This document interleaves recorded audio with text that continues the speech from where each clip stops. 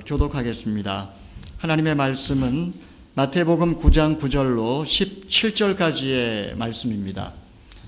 9장 9절로 17절까지 교독하겠습니다. 예수께서 그곳을 떠나 길을 가시다가 마태라는 사람이 세간에 앉아 있는 것을 보셨습니다. 예수께서는 마태에게 나를 따르라 하고 말씀하셨습니다. 그러자 마태가 일어나 예수를 따랐습니다. 예수께서 집에 저녁 잡수러 많은 세리들과 죄인들도 와서 예수와 그 제자들과 함께 음식을 먹었습니다. 이것을 본 바리새파 사람들이 예수의 제자들에게 물었습니다. 어째서 너희 선생님은 세리들과 죄인들과 함께 어울려 먹느냐? 이 말을 듣고 예수께서 말씀하셨습니다. 건강한 사람에게는 의사가 필요하지 않으나 병든 사람에게는 의사가 필요하다. 너희는 가서 내가 원하는 것은 제사가 아니라 자비다 하신 말씀이 무슨 뜻인지 배워라. 나는 의인을 부르러 온 것이 아니라 죄인을 부르러 왔노라. 그때 요한의 제자들이 예수께 와서 물었습니다. 우리와 바리새파 사람들은 금식을 하는데 왜 당신의 제자들은 금식하지 않습니까? 예수께서 대답하셨습니다. 신랑이 함께 있는데 어떻게 결혼에 초대받은 사람들이 슬퍼할 수 있겠느냐? 그러나 신랑을 빼앗길 날이 올 것이다. 그때에는 그들도 금식할 것이다. 낡은 옷에 새로운 천조각을 대고 깁는 사람은 없다. 그렇게 하면 새로운 천조각이 낡은 옷을 잡아당겨 더 찢어지게 된다. 함께 읽겠습니다. 새 포도주를 낡은 가죽 부대에 담는 사람도 없다. 그렇게 하면 부대가 터져 포도주가 쏟아지고 부대도 못 쓰게 된다. 그러니 새 포도주는 새 부대에 담아야 둘 다 보존된다. 아멘. 유대인의 중요한 진리를 담아놓은 우화집이 있습니다. 이 책에 보게 되면 하나님께서 세상 만물과 인간을 창조하시기 전에 천사를 만드신 내용이 기록이 되고, 그리고 거기에는 하나님과 천사가 대화하는 장면이 적혀 있습니다. 먼저 하나님께서는 의의 천사라는 이름을 가진 천사에게 이렇게 물으셨습니다. 지금 내가 나의 형상을 따라서 사람을 창조하려고 하는데 어떻게 생각하느냐? 그러자 의의 천사는 고개를 저으며 말했습니다. 인간을 만들지 마십시오. 그는 온갖 불의로 세상을 더럽힐 것입니다. 하나님께서는 이번에는 거룩한 천사에게 동일한 질문을 하셨습니다. 그러자 그도 이렇게 말했습니다. 세상을 창조하지 마십시오. 인간들은 온갖 죄악으로 세상을 더럽힐 것입니다. 하나님께서는 이번에는 빛의 천사에게 동일한 질문을 하셨습니다. 하지만 그 역시 마찬가지로 고개를 저으며 말했습니다. 인간을 창조하지 마십시오. 인간들은 이 세상을 온통 어두움으로 가득 차게 만들 것입니다. 이제 마지막으로 하나님께서는 긍휼의 천사에게 동일한 질문을 하셨습니다. 그러자 그는 전혀 다른 대답을 하는 것이었습니다. 인간을 반드시 창조하셔야 합니다. 하나님께서 인간을 창조하시면 이 세상은 불의와 더러움과 어두움으로 가득 찰지도 모릅니다. 그러나 이 불의와 더러움과 어두움 속에 살아가는 인간들에게 저는 기필코 하나님의 사랑을 전할 것입니다. 여러분, 이 우화 속에 담긴 이 메시지가 바로 인간을 향한 하나님의 자비, 인간을 사랑하시는 하나님의 그 놀라운 사랑이 담겨져 있는 메시지라고 할 수 있습니다.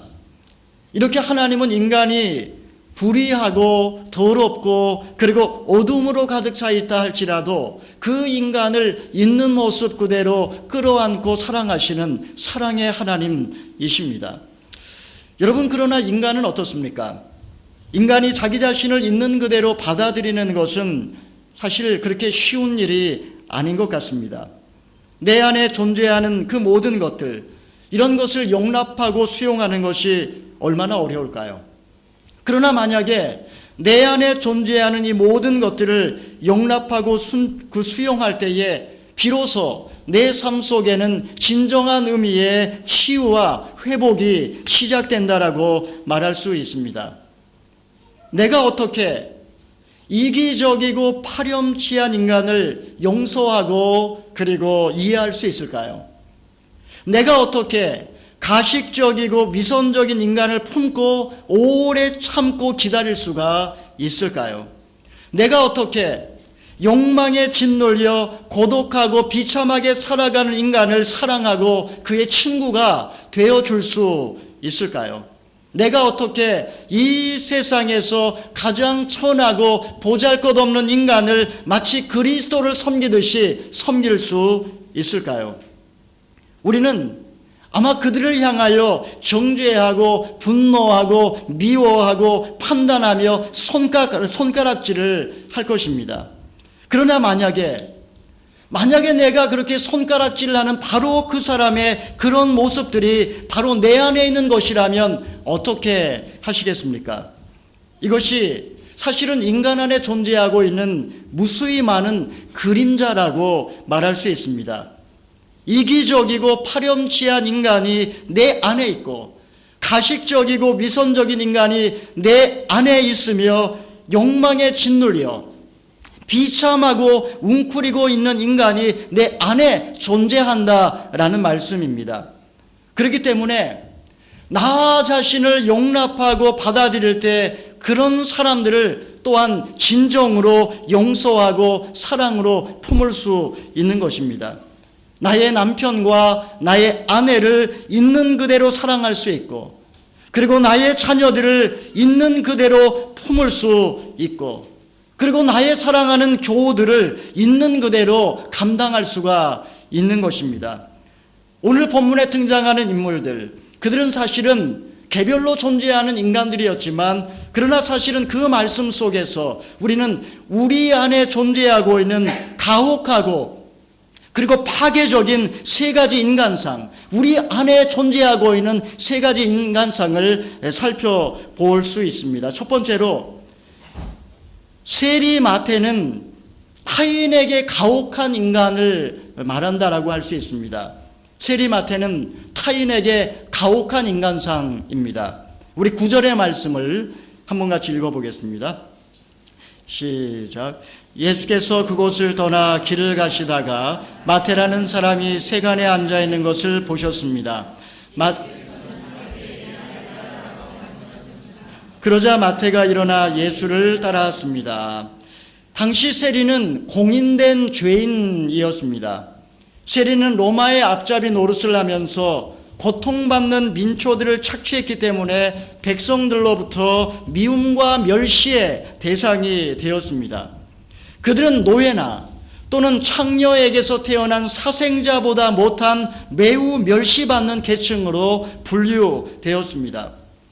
여러분, 인간에게는 자존심이 있기 때문에 사람들로부터 최소한의 인정과 존경과 사랑을 받아야 인간답게 살 수 있습니다.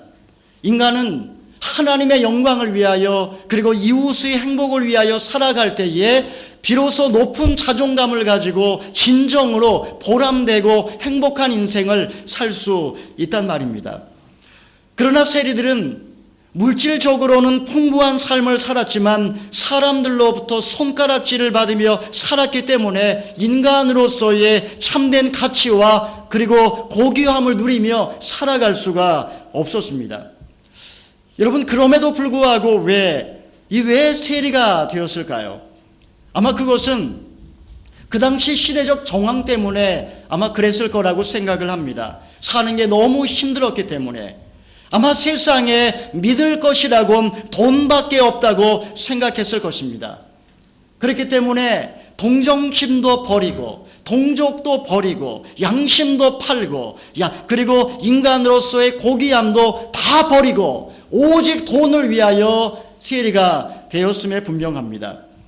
오늘 본문 말씀에 나오는 마태 역시 비슷한 인생을 살았습니다. 그는 약육강식의 세상 속에서 악착같이 공부하여, 정말 악착같이 공부하여 마침내 세리고시에 패스를 했습니다. 그는 좀 더 많은 돈을 긁어 모으기 위해서 그야말로 백성들을 가혹하게 짓밟기 시작했습니다. 그는 어차피 이 세상은 정글의 법칙에 따라서 강한 자만 살아남을 수 있다. 아마 그런 확신을 가지고 아마 이렇게 정말 가혹하게 세상의 험난한 길을 살았을 것입니다. 하지만 이것은 그의 삶에 있어서 큰 착각이었습니다. 그는 행복하지 않았습니다. 오히려 동족들의 허리를 비틀어서 돈을 모으면 모을수록 불안과 두려움, 그리고 공허와 허무와 죽음의 공포가 시시각각으로 그를 찾아오기 시작했습니다. 그의 심령을 막고 무엇보다 고독이 그를 미치게 만들었습니다. 그러던 어느 날, 세관에 우두커니 앉아있던 어느 날 예수님께서 마침 그곳을 지나가게 되셨던 것입니다. 여기 본문에 보게 되면 마태가 앉아있었다라는 말이 나오는데, 이것을 헬라어 원어로 보면 현재 분사형으로 되어 있고, 이 원래의 뜻은 무슨 말이냐 하면 삶의 의욕과 희망을 상실한 채 절망의 상태로 주저앉아 있었다라는 의미입니다. 그는 이제 돌아가기에는 너무나 많이 와버렸습니다. 그는 너무나 빗나간 인생을 살았기 때문에 절망 가운데 그리고 고뇌하며 그 자리에 앉아 있었던 것입니다. 그런데 그곳을 지나가던 예수님께서 그를 긍휼과 자비의 눈으로 바라보십니다. 예수님은 그의 내면의 고통의 소리를 들으셨고, 그리고 고독과 죄책감에 짓눌려 울부짖고 있는 마태의 그 신음소리를 들었습니다. 무엇보다도 지금은 멸시받는 세례지만, 그러나 그가 변화되기만 하면 놀라운 인간으로, 그야말로 세상의 빛과 소금이 될 가능성을 보셨던 것입니다. 그리하여 그에게 이렇게 말씀하십니다. 나를 따르라. 여러분, 이 말씀은 타인을 짓밟고 가혹하게 군림하며 이기적으로 그렇게 탐욕을 쫓아 사는 삶에서 이제는 예수님의 인격을 담고 그리고 예수님의 길을 쫓아가는 제자로의 초청의 말씀이라고 할 수 있습니다. 여러분, 마태는 이렇게 다른 사람에 대하여 가혹한 인간상을 보여준다라고 할 수 있습니다. 둘째로, 오늘 본문에 등장하는 바리새인들은 타인과 자신에게 가혹한 인간상을 보여줍니다. 우리 10절 말씀을 읽어보겠습니다. 시작. 예수께서 집에서 저녁 잡수실 때에 많은 세리들과 죄인들도 예수와 그 제자들과 함께 음식을 먹었습니다. 예수님의 초청의 음성을 받은, 그 부르심을 받은 마태는 모든 것을 버리고 예수님을 쫓았습니다. 그가 예수님을 쫓기로 결단했을 때에 미래에 대한 불안도, 혹시 상처받지 않을까 하는 두려움도 사라졌습니다. 오히려 그의 영혼에는 천국의 기쁨으로 가득 차게 되었습니다. 그래서 그는 자신의 친구들, 세리들과 죄인들을 집으로 초청하여 큰 잔치를 벌였습니다. 예수님께서는 이런 세리들도 이런 죄인들도 다 영접해 주셨고 그들과 맛있게 식사를 나누셨습니다. 그런데 바로 그때 바리새인들이 그 모습을 보고 예수님을 정죄하고 판단하기 시작했습니다. 우리 11절의 말씀 읽어보겠습니다. 11절 시작. 이것을 본 바리새파 사람들이 예수의 제자들에게 물었습니다. 어째서 너희 선생님은 세리들과 죄인들과 함께 어울려 먹느냐? 당시 바리새파 사람들은 당대 최고의 지성인들이었습니다. 그들은 타락한 세상 속에서 오직 말씀만이 살 길이라고 믿었기 때문에 악착같이 공부했고, 그리고 치열한 경쟁을 뚫고 바리새파의 반열에 오르게 되었습니다. 그들은 이 바리새인이 되면 행복할 것이라고 생각했을 것입니다. 그들은 일주일에 2번 금식했고 하루에 3번 기도했으며 율법의 모든 규례와 전통을 어기지 않고 따랐습니다. 그들은 자기 자신에 대하여 가혹하리만큼 철저했습니다. 그들은 세상 사람들과 달리 경건하고 거룩했기 때문에 백성들로부터 존경과 사랑을 한 몸에 받았습니다. 하지만 그들은 자신에 대하여 철저했던 만큼 그렇게 살지 못하는 그런 인간들에 대하여 날카롭게 비판하고 정죄했습니다. 그들이 볼 때에 세리와 죄인들은 지옥의 불쏘시개였습니다. 그런데 눈에 가시와 같았던 예수님이 바로 그런 세리와 죄인들과 함께 식사하는 장면을 목격했으니 이번에야말로 예수님을 꼬투리 삼을 수 있는 그러한 좋은 기회라고 그들은 생각을 했습니다. 그러나 이렇게 타인에 대하여 가혹하게 정죄하던 바리새인의 실제 삶은 어떠했을까요? 그들은 거짓과 위선으로 가득 차 있었습니다. 예수님은 이런 그들의 탐욕과 방탕을 지적하시면서 회칠한 무덤이라고 그들을 책망했던 적도 있었습니다. 예수님은 이런 그들에게 자신이 왜 세리와 죄인들과 함께 먹고 마시는가 그 이유에 대하여 설명해 주십니다. 우리 12절과 13절의 말씀 같이 읽어보도록 하겠습니다. 시작. 이 말을 듣고 예수께서 말씀하셨습니다. 건강한 사람에게는 의원이 필요하지 않으나 병든 사람에게는 의원이 필요하다. 너희는 가서 내가 원하는 것은 제사가 아니라 자비다 하신 말씀이 무슨 뜻인지 배워라. 나는 의인을 부르러 온 것이 아니라 죄인을 부르러 왔다. 여러분, 의사는 사람이 병들었다고 해서 그를 판단하거나 정죄하지 않습니다. 의사는 사람을 바라볼 때에 병들어 쓸모없게 되었다고 그를 소망을 끊어버리지도 않습니다. 의사는 병만을 치료해주면 얼마든지 그도 건강해질 수 있다라고 생각을 합니다. 의사의 사명은 병을 고쳐줌으로써 사람을 살리는 것입니다. 영혼의 의사로서 이 땅에 오신 예수님, 어떤 죄인도 죄가 문제가 아니라 병에 걸렸기 때문에 그 병만 고쳐주면 얼마든지 회복될 수 있다라고 예수님은 생각하셨기에 세리와 죄인들도 다 영혼의 의사 되신 예수님은 품어주셨던 것입니다. 바로 이러한 하나님의 마음을 바리새파 사람들은 몰랐기 때문에 예수님은 호세아서 6장 6절의 말씀을 통해 내가 원하는 것은 제사가 아니라 자비의 마음이다 라는 사실을 다시 배우기를 깨우쳐 주셨습니다. 이렇게 바리새파 사람들은 다른 사람도 가혹하게 대하고 나 자신도 가혹하게 대하는 사람의 모습을 보여줍니다. 세 번째로 세례 요한의 제자들은 자기 자신에 대하여 가혹한 사람들이었습니다. 우리 14, 15절의 말씀 읽어보겠습니다. 14, 15절 시작. 그때 요한의 제자들이 예수께 와서 물었습니다. 우리와 바리새파 사람들은 금식을 하는데 왜 당신의 제자들은 금식하지 않습니까? 예수께서 대답하셨습니다. 신랑이 함께 있는데 어떻게 결혼에 초대받은 사람들이 슬퍼할 수 있겠느냐? 그러나 신랑을 빼앗길 날이 올 것이다. 그때에는 그들도 금식할 것이다. 당시 요한의 제자들은 에세네파의 전통에 따라서 광야에서 금욕 생활을 하면서 경건하게 살았었습니다. 그들은 가족도 버렸고 세상도 버렸고 메뚜기와 석청을 먹으며 자기의 욕망을 절제했고 철저히 세상과 단절된 삶을 살던 사람들이었습니다. 그들은 자기 자신에 대하여 엄격하고 그리고 냉혹한 사람들이었습니다. 그들의 눈으로 볼 때 예수님의 제자들은 한 번도 금식하는 모습을 볼 수 없었습니다. 오히려 예수님과 제자들이 이렇게 먹보여 술꾼처럼 먹고 마시는 모습을 보고 그들은 상처를 받았을지도 모릅니다.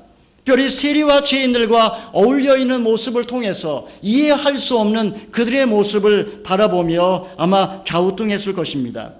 이에 대하여 예수님께서는 그들에게 참된 신앙의 모습은 어떤 모습인지 말씀하십니다. 그것은 신앙이란 축제와 같다라는 것입니다.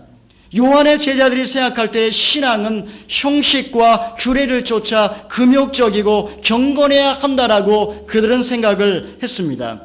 하지만 예수님은 신앙생활이란 신랑 되신 예수님을 모신 기쁨과 소망과 감사함으로 넘치는 축제라고 말씀을 해 주셨습니다. 사랑하시는 여러분, 오늘 본문에 등장하는 마태, 세리, 그리고 바리새파 사람들, 그리고 요한의 제자들은 나와 상관없는 사람들이 아닙니다. 세리처럼 타인에게 가혹하고 자기 자신밖에 모르는 이기적인 모습이 내 안에도 있습니다. 남이야 어떻게 되건 말건 나만 잘 되면 된다는 자기중심적인 요소가 나에게도 있다라는 말입니다. 말로는 하나님의 영광을 위하여 산다라고 말하지만 실상은 자기의 꿈과 이상을 쫓아 살 때가 많고, 하나님을 기쁘시게 한다라고 말은 하지만 자기를 기쁘게 하고자 애를 쓸 때가 얼마나 많습니까? 우리 역시 바리새파 사람은 아니지만 자기에 대하여 가혹하고 타인에 대하여 가혹한 바리새적인 요소들이 우리에게도 있습니다. 자신은 전혀 문제가 없는 사람인 것처럼 착각하고 다른 사람을 향하여 자기 잣대로 판단하고 정죄하곤 한단 말입니다. 그러나 정작 돌이켜보면 그렇게 다른 사람을 판단하고 정죄하는 사람일수록 사실 자기 안에도 똑같은 비슷한 문제가 숨어 있는 경우가 얼마나 많습니까? 바로 그것이 저와 여러분의 모습이기도 합니다. 우리는 요한의 제자들은 아니지만 누구에게나 자기 자신에 대하여 가혹적인 그런 금욕적인 요소가 다 있습니다. 더 많이 헌신해야 되고, 더 적게 자야 되고, 적게 먹어야 되고, 휴가도 가지 말아야 되고, 죽도록 충성해야 된다고 자기 자신에게 끊임없이 속삭이면서 쓰러질 때까지 일을 하곤 합니다. 특별히 목회자에게 이런 경향이 많이 있는 것 같습니다. 이와 같이 자기 자신에 대하여 끊임없이 채찍질하는 완벽주의는 결국 죄책감과 수치심을 낳고 자존심의 상처를 깊게 합니다. 사랑하시는 성도 여러분, 내 안에 지금 세리들이 살고 있고, 내 안에 바리새파 사람들이 살고 있고, 내 안에 요한의 제자들이 살고 있단 말입니다.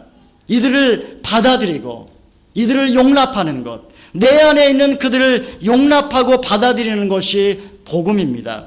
예수님은 세리들을 멸시하지 않으시고 그들과 사랑의 교제를 나누셨습니다. 예수님은 바리새파 사람들을 위선자라고 발로 걷어차지 않으시고 모든 인간에게 영혼의 의사가 필요하다라고 가르쳐 주셨습니다. 예수님은 요한의 제자들을 물리치지 않으시고 신앙의 본질이 축제인 것을 그들에게 가르쳐 주셨습니다. 여러분, 인간은 완전해질 수 없습니다. 항상 가혹함은 인간에게 완전해져야 된다라고 끊임없이 속삭입니다. 나 자신에 대하여 속삭이고 다른 사람을 향하여 끊임없이 완전하게 살라고 외칩니다. 세상은 더 완전해져야 네가 성공할 수 있다, 좀 더 노력하라고 채찍질을 합니다. 그리하여 나를 몰아쳐 억압하고 비난하고 죄책감에 쓰러지게 만들고 완전히 탈진하게 만들고, 그리고 끊임없이 너는 실패자야, 너는 쓸모없는 인간이야 라고 끊임없이 말합니다.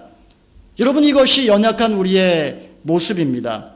더 이상 상처받고 싶지 않아서, 또 미래가 두렵기 때문에 우리는 이 세상에서 이기적으로 살 수밖에 없습니다. 다른 사람을 정죄하고 판단함으로써 나 자신은 아무런 문제가 없는 것인 양 착각하며 살 때가 얼마나 많습니까?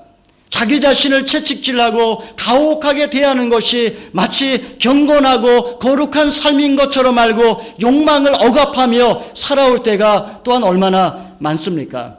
예수님은 내 안에 있는 이러한 것들과 화해하라고 말씀하십니다. 신앙생활의 핵심은 바로 자기 자신을 자비롭게 대하는 데서 시작됩니다. 내 안에 불행하고 고독하고 버림받고 비참한 존재가 살고 있으니 어찌 신앙생활에 만족이 있겠습니까? 내 안에 정죄하고 판단하는 바리새인들이 살고 있으니 어찌 내 삶의 평화가 있을 수 있겠습니까? 내 안에 억압된 욕망이 숨을 쉬지 못하고 있으니 어찌 내 삶에 기쁨이 있을 수 있겠습니까? 사랑하시는 성도 여러분, 우리가 우리 자신을 받아들이고 용납하지 못하는 이유가 무엇일까요? 그것은 사실은 예수님께서 나를 예수님께서 나를 결코 엄격하게 대하지 않으신다라는 사실을 경험하지 못했기 때문입니다. 그분은 인간의 실존의 가장 신비로운 중심에 와 계십니다. 그리고 그분은 항상 우리에게 이렇게 말씀하십니다. 나를 쫓으라. 나는 영혼의 의사다. 내가 나를 쫓으면 내가 내 영혼을 고쳐주고 그날 너는 신앙의 축제를 경험하게 될 것이다. 나를 쫓으라. 나는 영혼의 의사다. 내가 나를 쫓으면 내가 내 영혼을 고쳐주고 그날 너는 신앙의 축제를 경험하게 될 것이다. 이 예수님을 경험할 때에 우리는 비로소 자신을 있는 모습 그대로 용납하게 됩니다. 내 삶에 기억하고 싶지 않은 모든 삶의 역사를 긍정하기 시작합니다. 그리고 내 안에는 모든 어둠의 요소들과 화해할 수 있습니다. 여러분, 이것이 나 자신과의 화해입니다. 여러분, 우리의 신앙생활은 항상 이렇게 이기심과 그리고 위선과 금욕으로 너무나 쉽게 변질되곤 합니다. 타인에 대하여 엄격하고 자기 자신에 대해서 가혹한 삶은 불행합니다. 그렇기 때문에 주님께서는 항상 우리가 어떻게 새로워져야 되는지, 모든 이기심과 모든 위선과 모든 금욕으로부터 날마다 어떻게 새로워져야 되는지를 말씀하십니다. 우리 16절 17절의 말씀을 읽어보겠습니다. 마지막으로 시작. 낡은 옷에 새로운 천조각을 덮고 깁는 사람은 없다. 그렇게 하면 새로운 천조각이 낡은 옷을 잡아당겨 더 찢어지게 된다. 새 포도주를 낡은 가죽 부대에 담는 사람도 없다. 그렇게 하면 부대가 터져 포도주가 쏟아지고 부대도 못 쓰게 된다. 그러니 새 포도주는 새 부대에 담아야 둘 다 보존된다. 새로운 옷 조각과 낡은 천이 근본적으로 어울릴 수 없고 새 포도주는 새 부대에 넣어야 둘 다 보존이 되는 법입니다. 여기서 새 포도주 할 때 이 새라는 말이 헬라어로 네오스라는 말입니다. 이 말은 시간이 지나도 변함이 없는 것을 말합니다. 새 포도주, 그러므로 이것은 시간이 지나도 변하지 않는 복음을 말하는 것입니다. 반면에 새 가죽 부대 할 때 이 새는 카이노스라는 헬라어를 씁니다. 이 말은 시간에 따라서 낡아지고 부패하는 것입니다. 이는 복음을 담는 인간의 내면, 복음을 담고 있는 인간의 영혼을 말한다라고 할 수 있습니다. 그렇기 때문에 가죽 부대는 시간이 지남에 따라 낡아지고 부패하는 것처럼 인간의 영혼도 시간이 지나면 부패하는 속성이 있습니다.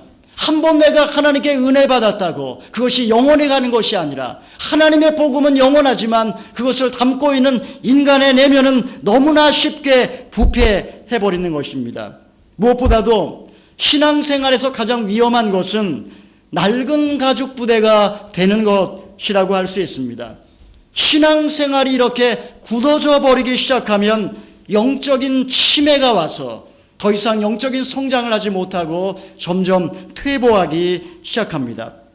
이런 사람들은 항상 다른 사람에 대하여 나 자신에 대하여 엄격해지면서 이기적이 되고 위선적이 되고 금욕적인 신앙생활, 아니 종교생활로 변질되고 마는 것입니다.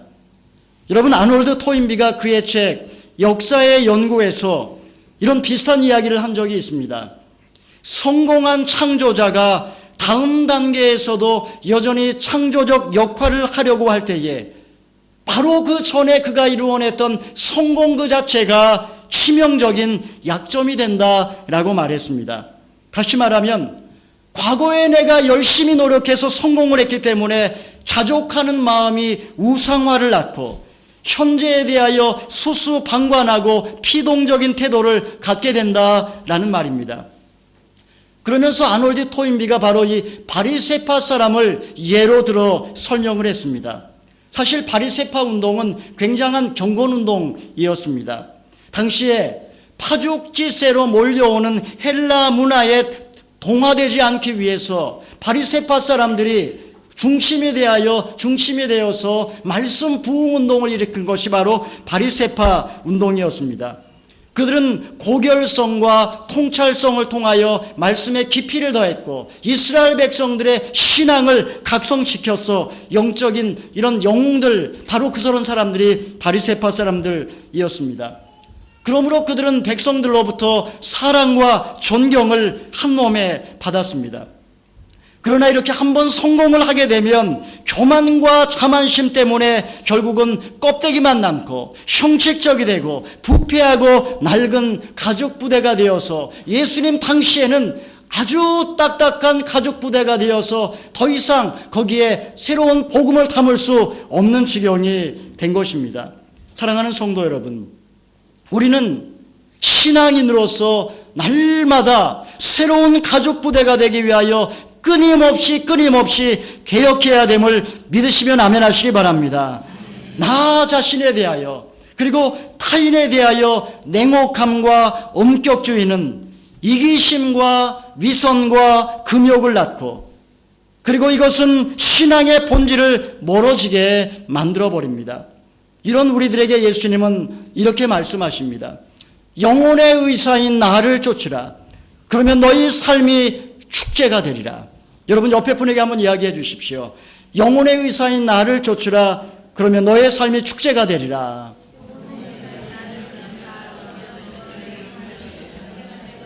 여러분, 우리 안에 있는 이 모든 어둠의 요소들에 대하여 이기심과 그리고 탐욕과 그리고 엄격함, 이것은 우리 모두가 갖고 있는 요소들입니다. 사랑하는 주님, 엄격한 존재가 아니라 자비의 존재로 살게 하여 주시옵소서. 영혼의 의사 되신 예수님을 날마다 쫓게 하여 주시옵소서. 나의 신앙생활이 금욕이 아니라 축제가 되게 하여 주시옵소서. 이러한 은혜가 저와 여러분에게 함께 하시기를 주님의 이름으로 축원합니다. 아멘. 우리 시간에 한번 통성으로 기도하기를 원합니다. 기도할 때에 하나님 아버지, 나 자신에게 그리고 타인에게 이렇게 냉혹하고 엄격하게 대하는 것, 이것이 바로 예수님의 마음을 모르기 때문인 줄 깨닫습니다. 하나님 아버지, 이기심과 그리고 위선과 금욕이 바로 세리들과 그리고 바리새파 사람들과 그리고 요한의 제자들의 모습인 줄만 알았지만 바로 이것이 나에게 있는 모습인 줄 깨닫습니다.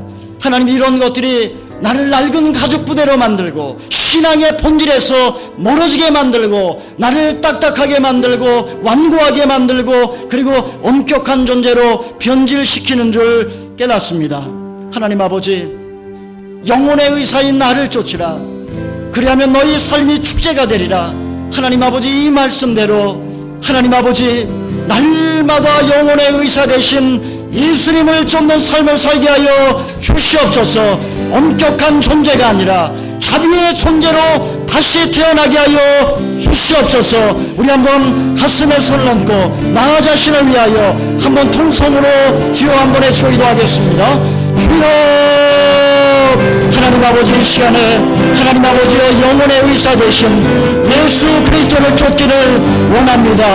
하나님 아버지여, 세리들과 같은 이기심이 나의 영혼에 있고 바리새파 사람들과 같은 위선이 나에게 있고 그리고 요한의 제자들 같은 금욕이 내 안에 있는 것을 고백합니다.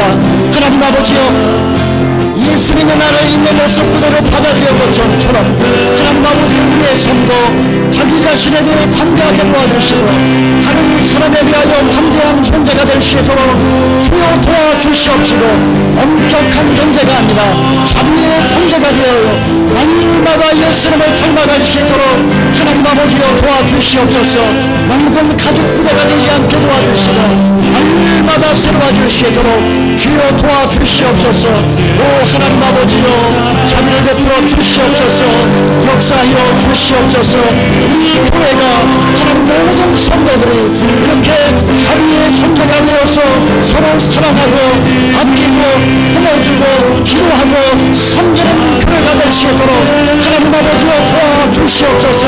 하나님 아버지여, 예수님의 사랑의 강물과 같이 우리 모든 성도들의 영혼 가운데 흘러갈 수 있도록 하나님 아버지여 도와 주시옵소서. 사랑의 하나님 아버지, 우리의 신앙생활이 세리들과 같은 이기심으로, 바리새파 사람들과 같은 위선으로, 요한의 제자들과 같은 금욕으로 변질되고 마는 것을 고백합니다. 하나님, 이것이 우리의 모습인 것을 고백하고, 무엇보다도 주님, 예수님을 쫓을 때에, 영혼의 의사 되신 예수님을 따라 살 때에 우리의 신앙생활이 하나님 아버지 축제가 될 줄 믿습니다. 하나님, 우리의 시선을 예수님께 고정하게 주여 도와주시옵소서. 딱딱하게 굳어버린 낡은 가죽 부대가 되지 아니하게 주여 도와주시옵시고, 날마다 우리의 영혼을 새롭게 함으로 복음이 우리의 영혼을 충만하게 채워서 자비의 존재가 될 수 있도록 축복하여 주시옵소서. 이제는 우리 주 예수 그리스도의 무한하신 은혜와 하나님 아버지의 극진하신 사랑하심과 성령의 교통하심이 엄격한 존재가 아니라 자비의 존재로 날마다 새로워지기를 원하고, 영혼의 의사 되신 예수님을 쫓으며 날마다 축제를 벌이기를 원하는 모든 주의 백성들 머리 위에와 저들의 가정과 사역과 직장과 자녀들 위해 이제로부터 영원토록 함께 하옵시기를 간절히 축원하옵나이다. 아멘.